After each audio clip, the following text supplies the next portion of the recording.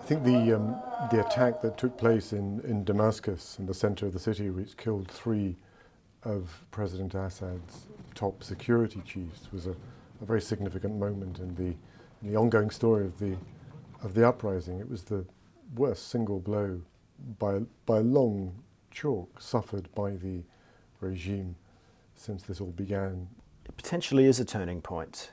Up until 3 days ago, we would not have thought that the Free Syria Army had the capacity to seize and hold ground like it has in Damascus.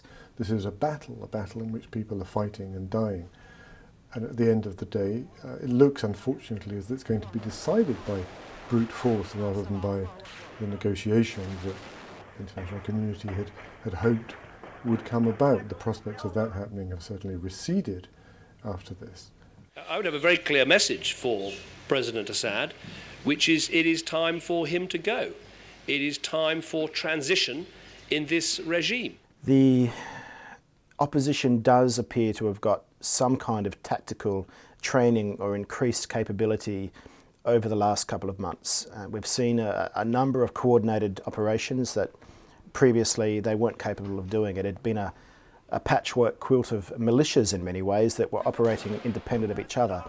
But in this operation in Damascus in the past 4 days, there has been clearly coordination, and there has been some kind of a central command that had been lacking as well. In terms of firepower, it's still a hugely unequal battle. But of course the capital, Damascus, is enormously important, and if they can establish a foothold there, or at the very least as they have done, show that they can operate there with impunity to keep the regime on edge and more, then they're doing very well. So it's not a battle of equals. In terms of the rumours that continue to swirl around Syria, I mean, the information warfare has increasingly taken centre stage there, and psychological operations are being deployed by both sides, as well as the classic fog of war, which tends to distort things even in the best of times. There are some suggesting that what happened in Damascus yesterday may have been part of some other sort of plot that we still don't know the answers to. But for the moment, we are taking on face value that what happened, or what we are told has happened by Syrian state TV, by Hezbollah's television, by Iran, by Russia, by everybody else, actually did take place. And that was that there was an explosion within a National Security Committee meeting attended by Shaukat and 2 other influential generals, and that all of them were killed. والشعب السوري ومن عائلاتهم الكريمة نتقدم منهم بمشاعر المواساة منددين بهذا الاستهداف الذي لا يخدم إلا مصالح العدو. The Iran and Hezbollah, of course, are close allies of the Syrian government, its closest allies, and they, of course, have condemned it as an act of terrorism by rebels, terrorists, supported by Western and Arab countries. Now, Western governments, the formal position is that they want President Assad to step down and to have a democratic transition in Syria. And of course they will, from a slightly awkward base, publicly condemn something like a bomb attack in the middle of Damascus.